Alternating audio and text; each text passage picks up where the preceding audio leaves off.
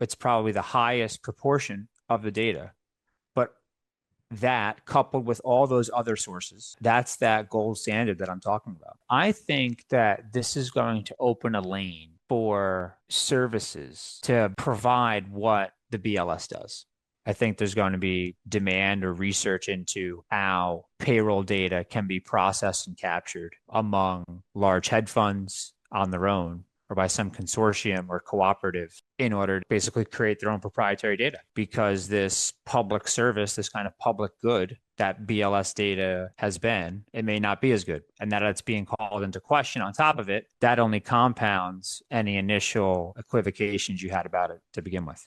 That makes me furious. The idea that only the hedge funds will know what the true health and strength of the economy is, while the average American news consumer is in the dark. There's a famous case out there. I'll give you for an example of that. There's a financial firm that came up with flying drones over various parking lots to observe activity at those department stores, at those retail stores, and then make investment decisions based on them. I think that kind of ingenuity is what is going to be sought or could be invested in for better economic data. I mean, for economic data, so many people have Bloomberg terminals. This improves Bloomberg's use case, as a private proprietor of data compilation and reporting. That makes a lot of sense to me, and people should be using cutting edge technologies to try to get better data.